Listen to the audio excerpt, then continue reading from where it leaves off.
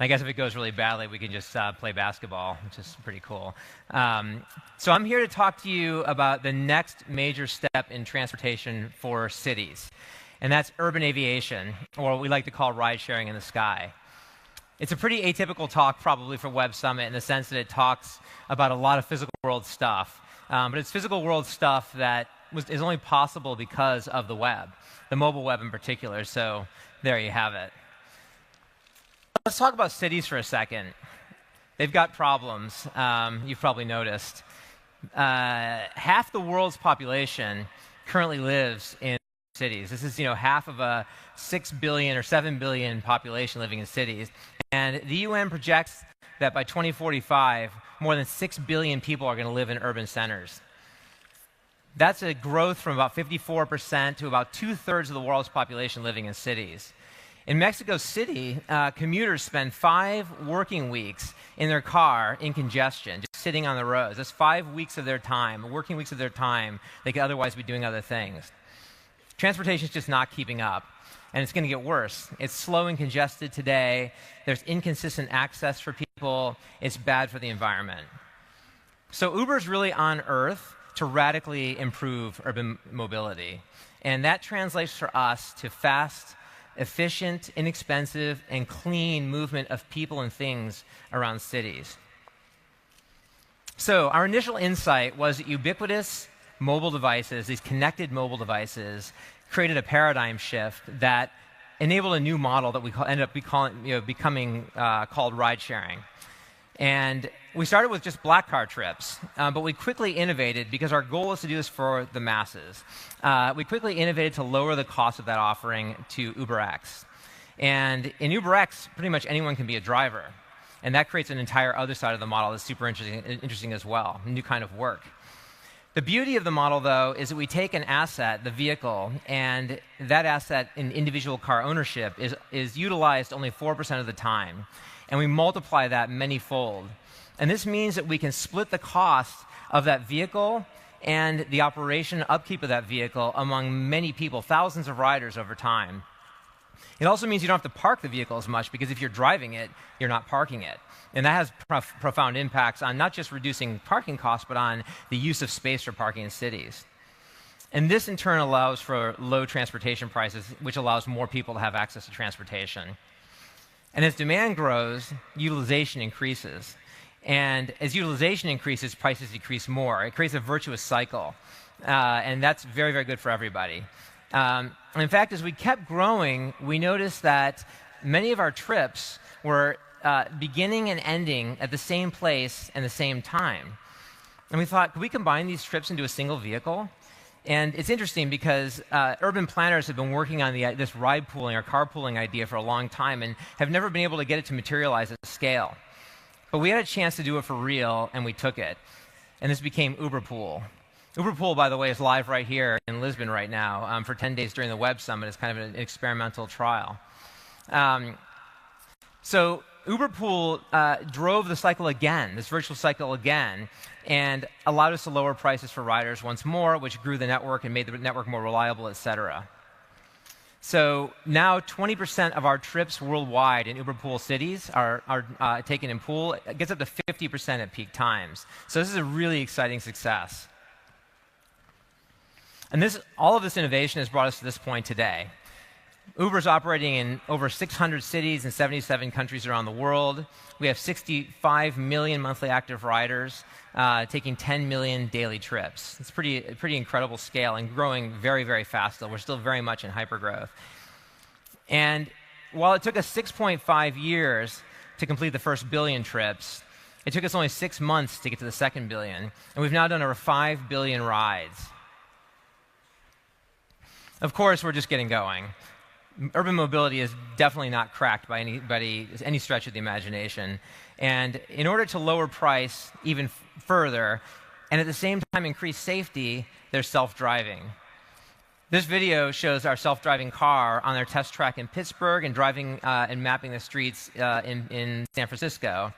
And it's been over about a year since we started offering trips, self-driving trips in Pittsburgh, and we've now expanded that service into the Phoenix area as well, and we've crossed our 1 millionth autonomously driven trip mile. So back to this virtuous cycle. So we've got utilization driving costs down. Now we also have this, other cost driver. And between the two of these, we're going to reduce the price so low on taking a trip that it's going to be significantly below the cost of driving your own car. And that is a watershed moment. That is when this is the beginning of the end of individual car ownership. And we very much believe that that's what's going to happen, that people won't own their, except for like a hobby, you won't own your own car. More cars on the network, of course, means that the network is more reliable.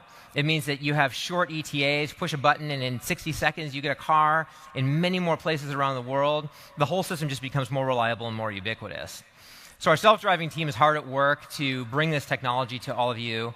And really, it's just a matter of making sure that it lives to the safety promise that we're committed to.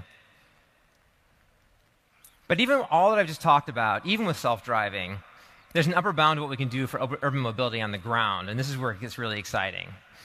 Just as skyscrapers were the solution to commercial and residential density in cities, and by the way, this is a sweet video, I love this.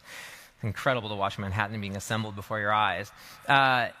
We believe that moving local transportation to the sky is going to alleviate transportation density and open up incredible mobility bandwidth in cities. So some time ago, we started looking seriously into this idea of ride-sharing in the sky.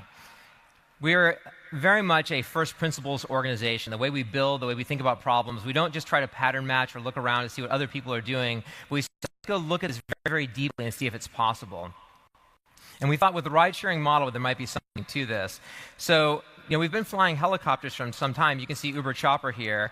And in fact, we just ran a promotion with Uber Chopper in Poland where we had 90,000 riders request a trip in a single week. So it shows you the demand is definitely there for taking to the air. And so we asked ourselves, could we scale this helicopter offering? Could we just use helicopters and offer ride-sharing in the air with helicopters?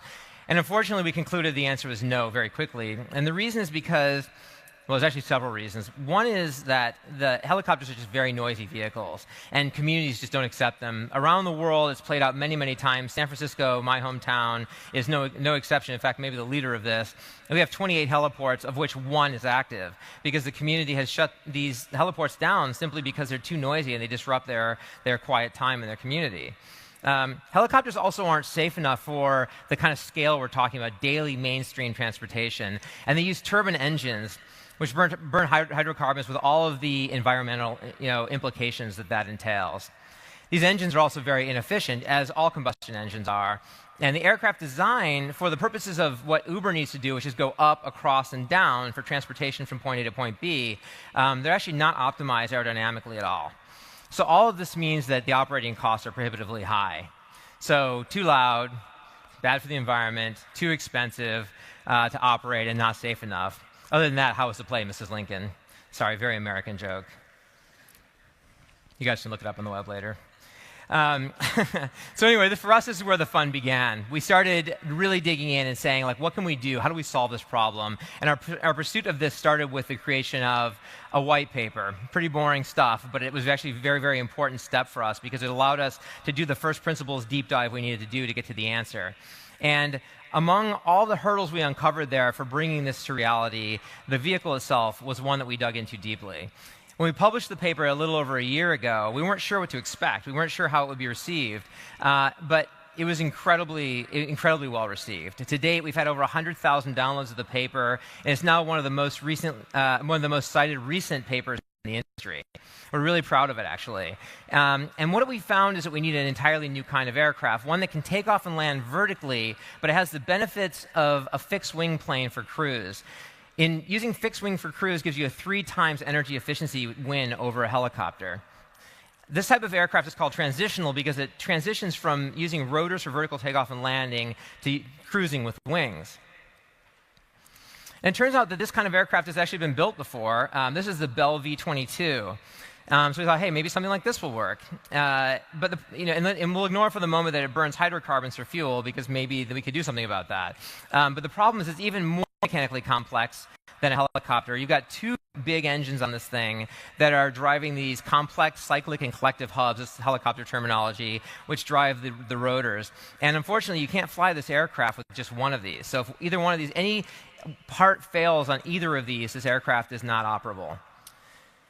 We're passing on this aircraft for urban aviation, but it does have incredible performance innovations and sort of technology innovations, and it's made it very valuable to the military. Here's what we envision for Uber Air. This, like I said, is a very new kind of aircraft. You can see it here transitioning between vertical takeoff, cruise, and vertical landing. And I should note this is just one design among many. We have a very clear performance specification for these aircraft, but within that performance specification, there's a lot of room to design different types of aircraft. This is just like a reference design that we've put together. From a safety standpoint, this has no single part criticality. That means that there's no single part that if it fails, you can't fly the aircraft. It's still safe. So how does that work? The answer to that question turns out to be the most foundational and important breakthrough technology for urban aviation, which is distributed electric propulsion, or DEP. This technology was invented by a gentleman named Mark Moore, who's a 32-year NASA veteran and worked on the thing called the X-57 demonstrators to show this technology in action. Happily, he now works on the Elevate team at Uber. And he runs our vehicle systems engineering team as our director of vehicle systems engineering.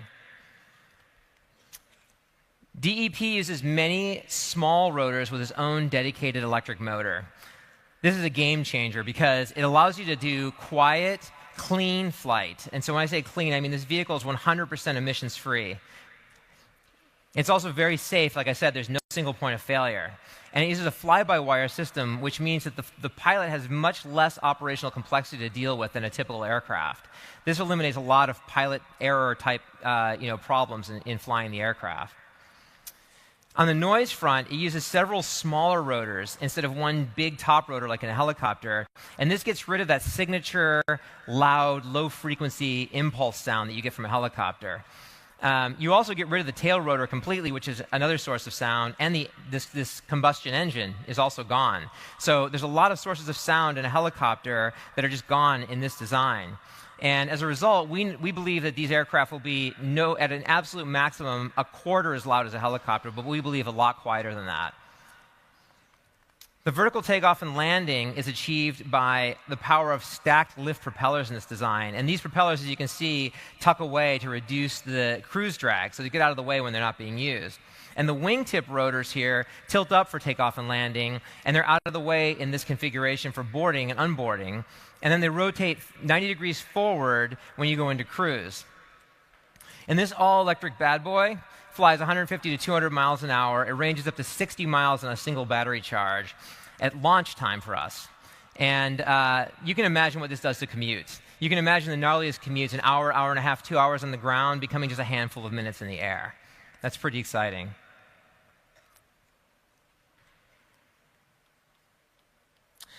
As with all Uber products, we're obsessing from the outset to create a magical rider and pilot experience.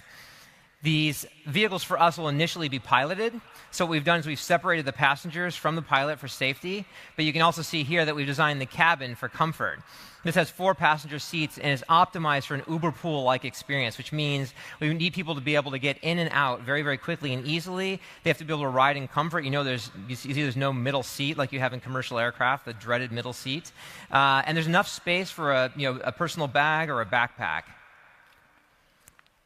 Now, our stance is that from day one, these aircraft must be all electric. We're not going to compromise on that. And the reason is because we feel like we're introducing a new mass form of transportation here. And ethically, we have to introduce something that's emissions-free. And we have to combat climate change, not accelerate it. This won't be easy, but we're up to the challenge. This piece is what we consider closest to the edge of what technology is capable of today. So we're going to be investing heavily with a collection of partners in this space, and we're working with the best companies to make this happen quickly. I mentioned earlier that we'll have a 60-mile range on a single charge. So a more typical flight will be a 25-mile flight. And to give you a sense of how this works, we're going to, and this includes like takeoff and landing. This will use about 1/3 of the battery charge. So flying from like San Francisco to Palo Alto in my hometown, or from Lisbon to Cascais, for example, this would be about 1/3 of the battery charge. Now, our partner ChargePoint, as part of the Uber Elevate network, is developing an exclusive fast charger that will replenish this battery with a flight like that in just 3 to 4 minutes. That's faster than it takes us to load and unload people from the aircraft, which means that there's no operational delays for charging and no battery swapping. And by eliminating battery swapping, we eliminate a lot of costs, a lot of operational complexity, which means it's more reliable and lower cost for our customers. It's great for everyone. So how much will this cost for riders? Is this going to just be a luxury thing for the rich, like helicopters are kind of thought of today? Well, Uber wouldn't even build something like this if it weren't going to be for everyone. So we need a clear path to making Uber Air affordable. And our target, and this is ambitious, but I think it's very achievable, is to make this less expensive than driving your own car. Like literally push a button and get a flight becomes cheaper than driving your own car. Seriously. So why is that possible? Well, it's all the reasons listed here. First, we're going to get to unprecedented aircraft, for the aircraft industry, unprecedented volume of manufacturing. And so what that's going to do is it's going to drive a lot of automation in the manufacturing, much more like automotive manufacturing than aircraft. And that drives the cost of the vehicle down dramatically. The aircraft are also, these aircraft as we're envisioning them, are very efficient. These are actually 10 times more energy efficient than helicopters, which again drives down the cost with this transition design. They need far less maintenance than other aircraft, and maintenance is a huge driver of cost in operating an aircraft. They require less maintenance because they're much simpler mechanically, and they have a ton of built-in redundancy. So if something breaks, the aircraft doesn't crash. You can still fly it completely safely. And the ride-sharing model makes it so that you drive costs down simply through utilization, as I was talking about before. The same applies in the air. You take a vehicle and you utilize it heavily. You split that cost across riders' time. You also split that cost across riders on a single flight. We'll be using pooling from day one. So these aircraft are flying with high load factors, which means just the number of seats filled. So that virtuous cycle of high demand driving, utilization driving down costs, that applies here too. Now, the early days pricing will certainly not be less than the cost of driving your own car, but it's also not going to be crazy high. We think that near launch, like basically once we kind of stabilize after launch, we'll be able to offer you an Uber Air flight for the cost of an Uber X trip on the ground. You'll fly pooled, but you'll pay Uber X prices. Now, of course, for that price, you'll also move at 150 to 200 miles per hour, point A to point B with no blockers. So that's a massive value proposition. So how do we make this all happen? Well, every major innovation requires someone to step in and lead the charge. And that's natural for Uber because this is right down the middle with our mission to crack the code on urban mobility. So what exactly are we doing in this? Well, most important, we're bringing a ready and waiting market. We have 65 million monthly actives, as I mentioned, who are ready to push a button and get a flight today. This reduces the fear that this revolution will never materialize, and that reduction in fear drives a market, drives investment, drives activity. We bring a very clear mission profile. I'm starting to use aviation lingo now that I'm in the aviation world. And what I mean by that is that we know exactly what the aircraft and the infrastructure have to do, and as a result, we can design in a very purpose-built way an aircraft perfect for the mission and skyports and other infrastructure that are perfect for our particular problem. And for every aspect that's required to make Elevate a reality, we're partnering. We have the battery and charging tech I mentioned. We have the skyport infrastructure. We have airspace management. We're taking point to bring the right partners to the table to crack the code on those things. The group that we've created, these partners, we call the Uber Elevate Network. And in April of this year, we had our first Uber Elevate Network Summit. And we announced partnerships with 5 top vehicle manufacturers. Over time, we envision a very robust VTOL, vertical takeoff and landing, aircraft design space, a landscape. Numerous diverse designs. And actually, this is a very good thing because if we have multiple different types of aircraft flying on the network and something goes wrong with one type of the aircraft, and that aircraft has to be grounded, the other aircraft can still fly. That's very important for the reliability of this network. Now, we're working closely with each partner to fast-track the development of their aircraft. And these aircraft will, of course, operate on fixed routes. I mentioned skyports. They'll fly from point A to point B at these new types of heliports called skyports. And in April, we announced our first real estate partnership with a developer named Hillwood Properties in Texas. And they've begun work building their first skyport. And they have a $1.8 billion project in Texas called Frisco Station. And this is in Frisco, Texas. And they're adding Uber Elevate skyports, exclusive use for the Uber Elevate network, into that design. And that work has begun, the development and build work. And they have plans to build several more sites out by 2020. There's been a bunch of other developments in the past couple of months. In August, Embraer, who's one of our aircraft development partners, opened an innovation center near our headquarters in San Francisco, in Silicon Valley, and they signaled their intentions to invest in any tech in the Uber Elevate arena. And as with other partners, we've been collaborating very closely with them on their design program. And here you can see our CEO and their CEO, Dara, our CEO, and Paulo Cesar, their CEO, getting together in Brazil just a couple weeks ago, or I guess last week. Boeing, in the meantime, announced that it's acquiring Aurora, one of our vehicle development partners as well. And this brings billions of dollars of potential investment capital into the industry. And they bought Aurora specifically to get into the eVTOL space and the autonomous space, so that's extremely exciting as well. Now, the eVTOL programs so far around us have announced $125 million of private financial market investment. This is all pretty recent stuff. I'm sure you'll hear about a lot of it during the Web Summit. And there's much more of this on the way. So we're tremendously excited about the energy in this space. People's passions are aligning in a big way to bring urban mobility vision to reality. So the next logical thing to talk about is Blade Runner, obviously. For the sci-fi geeks in the room, like me, that was a very natural transition, I assure you. In all seriousness, I was actually watching the new Blade Runner movie just a few weeks ago, and I was excited about the ubiquitous flying cars in the movie, and it inspired me to go back to the 1982 original edition of the movie to see what it predicted with flying cars. And by the way, I hate the term flying cars, but I'm using it a lot. Sorry about that. And it showed flying cars going live in Los Angeles in 2019, which is kind of funny, actually. Because that actually brings me to one of my announcements today, which is that Uber Air is coming to Los Angeles, and we're doing so in 2020. So Blade Runner was only off by 1 year, which is pretty impressive for a 1982 prediction. And we've selected LA as our second U.S. city and plan to hold flight demonstrations there in a little over 2 years. So we're really allowing, this is kind of elegant, we're allowing air taxis to emerge from the Hollywood movie sets to the LA skies. Launching in LA is a really big deal. This is at 13 million people and growing. LA is the second largest metro area in the United States and the 14th largest in the world. Earlier this year, the LA Times reported via INRIC data that it's also the most congested city on Earth. And it's worth pointing out from an overall ride-sharing perspective that 14% of the land in LA County is dedicated to parking. That's 1.5 times the amount dedicated to actually driving. And it's 18.6 million parking spots. That's over 3 parking spots per car in the city. To get a sense of the problem, here's an aerial visual. This is traffic leaving Dodger Stadium after Game 1 of baseball's World Series just 3 weeks ago. As I said at the start, this is going to get much worse, not better, without a major intervention. So in a world where you can fly over LA traffic, that sounds pretty appealing. At scale, we're going to have tens of thousands of flights each day across the city, giving people their time back. At a macro level, this means more free time, increased productivity, which means growth for the region's economy.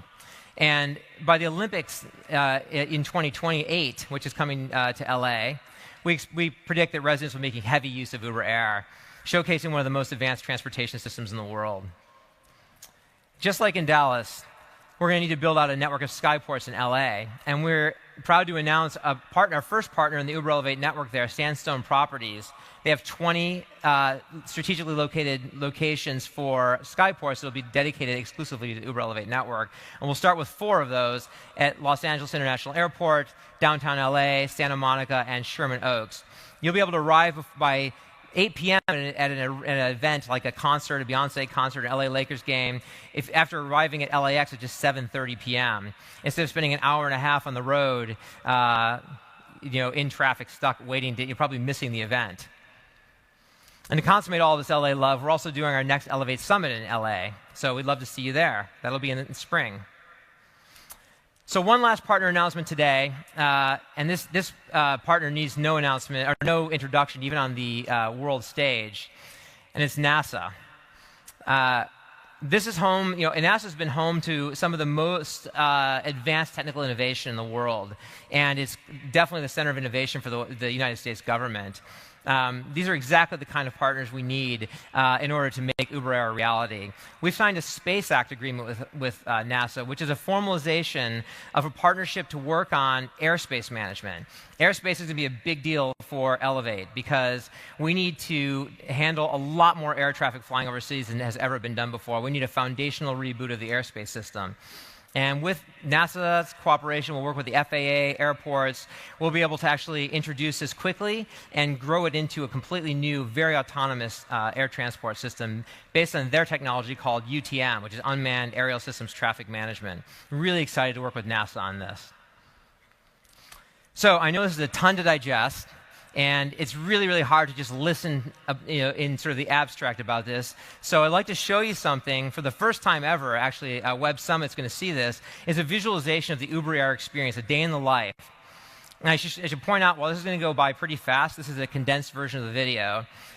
There's an immense amount of technical detail in this video. There's a lot of technical correctness. It's all technically very accurate about the way it will actually be. And as a teaser, I challenge you all to figure out where the passengers, when they're getting on the aircraft, are weighed. So I'm going to leave you with that. Enjoy the video, and thank you so much for your time.